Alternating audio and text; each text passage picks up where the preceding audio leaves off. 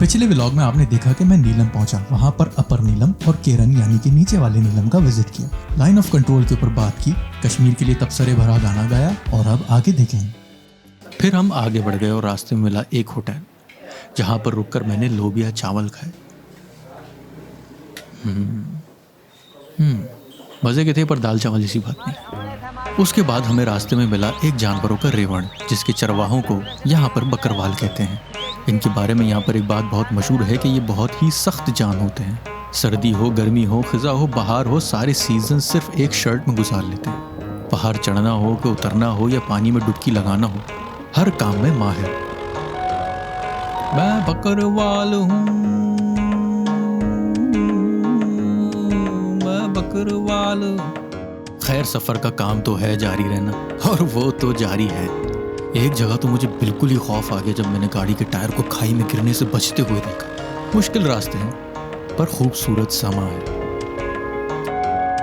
मैं बकरवाल, मेरा ये कमाल, मैं सड़क पे चलूं के चढ़ूं पहाड़। मैं बकरवाल, मेरा ये कमाल, मैं सड़क पे चलूं के चढ़ूं पहाड़। मैं बकरवाल हूँ। रास्ते के बीच में एक गांव भी आया जो कि मुझे बेहद पसंद आया। इस गांव का नाम था डुसट।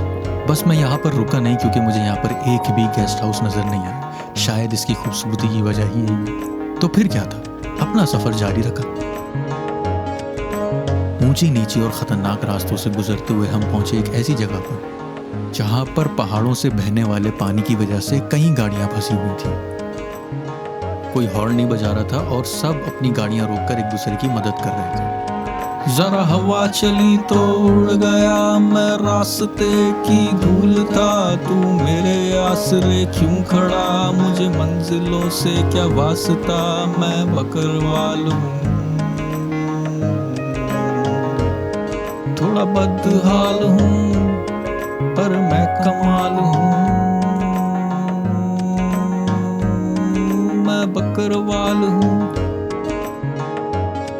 मैं बकरवाल, मेरा ये कमाल, मैं सड़क पे चलूं के चढ़ूं पहाड़। मैं बकरवाल, मेरा ये कमाल, मैं सड़क पे चलूं के चढ़ूं पहाड़। मैं बकरवाल हूँ।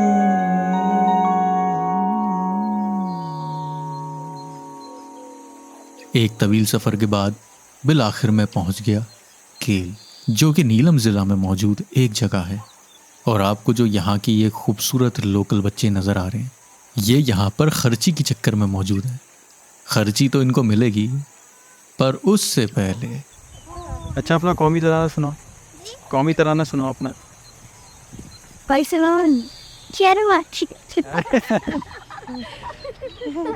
और उसके बाद डिसाइड किया कि मौसम तो खुशगवार है ही, तो क्यों ना थोड़ी सी चहलकदमी कर ली जाए।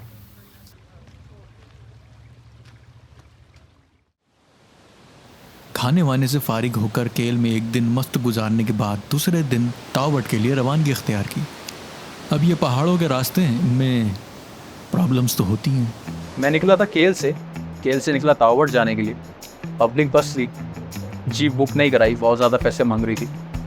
और उस कोस्टर ने मुझे ला के यहाँ पे जानवई नाम की जगह है, उधर ले आके छोड़ दिया कि हम आगे नहीं जा रहे, आगे रास्ता खराब है। इतने सारे बकरे, अबे गधे तू क्या कर रहा है? अबे गधे ही किस लाइन में आ गया तू? मैं खड़ा हो गया सामान लेके अपना, और सामान लेके काफ़ी देर खड़े होने के बाद एक बूढ़े अंकल मेरे पास हैं। इनका नाम था गुलाब खान। और वो उन्होंने आगे मुझे सलाम दो कि मुझसे बात की। उन्होंने बताया इनका गाँव है, बहुत खुश हुए मिले। और फिर उन्होंने अपने इस होटल पे मुझे ला के दे दिया। और 4 बंदे मेरे हैंड ओवर कर दिए जो मेरा सामान उठा के आ गए यहाँ पे। और एक बंदा जिसको मेरे हाथ में भी एक बैग था, और उसने मुझसे देने की कोशिश की, मैंने नहीं दी तो उसने मुझे भूसा भी मारा कि भाई सामान दे इधर, क्यों उठा रहा है तू। एक कश्मीरी के मिल जाने से मैं एक VIP ट्रीटमेंट में आ गया कि मतलब 4 बंदे मेरा सामान उठा रहे हैं, एक बंदा मेरे लिए खाना ऑर्डर कर रहा है, ये होटल भी उन्हीं का ही है, और मुझे बिठाया जा रहा है, खाना खिलाया जा रहा है, चाय पिलाई जा रही है। और मेरे लिए 2 बंदे बाहर खड़े हैं जो दूसरी आने वाली गाड़ी के इंतज़ार में कि कोई गाड़ी आएगी तो उधर मेरी जगह बना के मुझे बिठाया जाएगा। मेरे पास वर्ड्स नहीं बताने के लिए कि मैं कितना शुक्रगुजार हूँ इस जगह पे आके। और जो मेरी टेंशन थी, परेशानी थी आगे जाने की, वो 1 सेकंड में खुशियों में बदल गई। अभी तो मुझे याद नहीं, पर मेरे ख्याल से इस बच्ची का नाम नजमा था। ये यहीं रहती है। हैरान तो मैं तब था कि इतने स्टीप रास्तों के ऊपर ये कैसे सुकून से खड़ी हुई थी, और इसकी डेली रूटीन है ये। मतलब रहते रहते प्रैक्टिस तो हो ही जाती होगी। चलो ਅਸੀਂ करते हैं कि इखलाकी लिहाज में ना सब्जी डेढ़ ये जो शख्स आपको वीडियो में नज़र आ रहे हैं, जब मैंने इनसे इनका नाम पूछा तो उन्होंने कहा आप मुझे भाईजान कहें। ना पका का देना तो कच्ची थोको थोको पैसे ये भाईजान यहीं रहते हैं और ये सामने मौजूद घर के ऊपर ये फ़ोन कर रहे हैं और मेरे लिए कुछ पकवा रहे हैं। पका का देना मैं आन कैसा देता होता है में तड़का छड़का ला के पूछा। फ़ोन के उस तरफ जो भी मौजूद हैं उनको बाकायदा इंस्ट्रक्शंस दी जा रही है कि कैसे पकाना है। ये यहीं नहर से अपना पानी पीते हैं, इन्हीं नहर के पानी से 2-4 सब्जियाँ ही यहाँ उगाई जाती हैं, वो उगाते हैं। वही सब्जियाँ तोड़ के ताज़ी ये मेरे लिए खाना बनवा के लेकर आए हैं। ये पालक जैसी कोई चीज़ है, नाम तो मुझे इसका नहीं मालूम है, लेकिन खाने में बहुत ही उम्दा थी, ताज़ा तरीन, रोटी शोटी चाय शाय। जानवी में आज मेरी पहली सुबह। लकड़ियों के घरों से बना हुआ ये छोटा सा गांव जानवी, जानवी या जानवे, जो भी आप कह लें इसको। कल गाड़ी आगे ना जाने की वजह से मुझे रुकना पड़ा, और रुकने के बाद फिर यहाँ की मेहमान नवाजी खातिरदारी के साथ साथ यहीं होटल में मैं सो गया। और अब पहली सुबह और इंतज़ार कर रहा हूँ बस का, ताकि वो आए और हमें आगे लेके जाए। इन लोगों ने मुझे कहा तो है कि ये लोग खुद ही देख लेंगे बस को और मुझे बता देंगे, तो इंतज़ार करूँ। काफ़ी अच्छा रहा और मैं खुश हूँ कि मुझे यहाँ रुकने को मिला। एक नया नाम जान सका मैं, जानवी। और अब मेरी बस आ गई है और मैं इस बस में बैठ के तावट के लिए निकलूँगा। उम्मीद है रास्ते में कोई फटीक ना हो, कोई मसला ना हो, लेकिन अगर हुआ तो भी आप लोगों को पता चल ही जाएगा। पहाड़ी इलाकों में बेवक्त की बारिश का आना जाना तो लगा रहता है, और जब फिर बारिश हो जाती है तो लोगों के लिए मुश्किलें बन जाती हैं। यही बारिश लैंडस्लाइडिंग की वजह भी बनती है, जिसकी वजह से रोड भी तबाह हो जाते हैं, कीचड़ और दलदल भी बन जाता है। जानवी से निकल के थोड़ा सा ही आगे बढ़े थे कि आगे दलदल मिल गया और उस चक्कर में बस को रोकना पड़ा। और आगे और भी 2-3 गाड़ियाँ फंसी हुई हैं जिनको यहाँ के लोकल्स निकाल रहे हैं जाके। अब कोई इंतज़ामिया आएगी और फिर ये दलदल को साफ़ करेगी तो फिर गाड़ियाँ आगे बढ़ेंगी, नहीं तो हम इंतज़ार में यहीं पर ये रास्ते में बैठे रह सकते हैं। अब पहाड़ों में आए हैं तो पहाड़ों के टाइमिंग्स के हिसाब से ही चलना पड़ेगा, इसके अलावा कोई ऑप्शन है ही नहीं। अब बैठे इंतज़ार करें। रास्ता क्योंकि एक ही होता है, उसी पे से गाड़ी को आना भी होता है और जाना भी होता है। अब उन्हीं रास्तों के ऊपर कोई मुश्किल पैदा हो जाए, कोई ऑब्स्टिकल आ जाए, तो फिर दोनों तरफ के रास्तों में ही मुसीबत आ जाती है, जिसकी वजह से इंतज़ार आपका मुकद्दर बन जाता है। लेकिन जगह ऐसी हो जहाँ पे खूबसूरती हो तो इंतज़ार थोड़ा सा। 3 घंटे गुजर गए पर अभी तक सही लगता है। कोई दलदल उठाने नहीं आया। ज़िंदगी का क्या है, वो तो चलती ही रहेगी और काम भी चलते ही रहेंगे।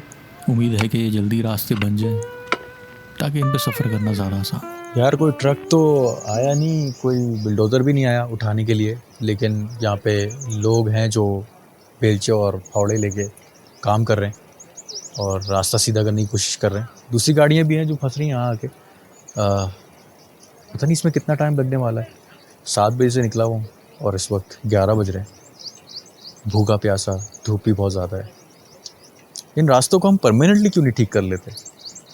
खैर, इस बारे में मैं कुछ जानता नहीं, तो इस बारे में मैं कोई कमेंट नहीं करूँगा, क्योंकि मुझे यहाँ का नहीं मालूम कि यहाँ पे किस तरह से चीज़ें चलती हैं। लैंडस्लाइडिंग की वजह से हो सकता है अगर परमानेंट रोड डाल भी दिया जाए तो टूट जाएगा या ख़राब हो जाएगा, जो भी। उम्मीद रखता हूँ कि जितना इंतज़ार और जितनी अजियत अभी यहाँ से जाने में लग रही है तावबट, उतना ही या उससे भी ज़्यादा खूबसूरत तावबट होना चाहिए, नहीं तो मैं बहुत डिसअपॉइंट हो जाऊंगा। आखिरकार टायर पर चेन बांधनी पड़ी। चेन हम इसलिए बांधते हैं क्योंकि स्लिपरी एरियाज़, बर्फ़ में या कीचड़ के अंदर आपका टायर स्लिप होने से बच जाए, फंसने से बच जाए। थोड़ा सा मुश्किल था लेकिन फिर निकल आए।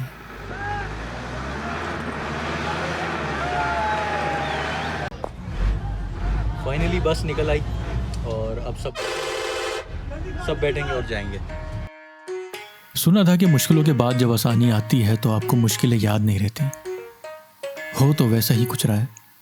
जैसे जैसे तावट करीब आ रहा है वैसे वैसे मंजर खूबसूरत से खूबसूरत होता जा रहा है। वो मेरा फ़ोन गिर गया। तावट में पहुंच चुका हूँ और तावट में मेरा पहला पड़ाव अभी फ़िलहाल डिसाइड नहीं हुआ, क्योंकि बहुत अच्छी जगह है, बड़ी खूबसूरत जगह है, लेकिन मैंने सोचा है सबसे पहले खाने का कोई इंतज़ाम कर लिया जाए, क्योंकि भूख बहुत लगी हुई है। सुबह 7 बजे से निकला हुआ था और 7 बजे से अब दोपहर के 2 बजे मैं पहुंचा हूँ। तो भाई भूख तो बनती है, खाना तो बनता है।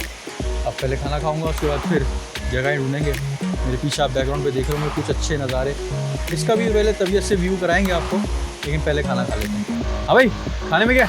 अरे साहब जो आप बोले। तो फिर 1 प्लेट आलू की कतलियाँ ले आ। आलू तो नहीं है सर। तो फिर चिकन कढ़ाई ला दे। चिकन अभी आई नहीं सर। अच्छा, तो दाल है? नहीं सर, दाल खत्म हो गई। ओ तेरे कोल मेरे लिए कुछ है भी? जो आप बोले सर।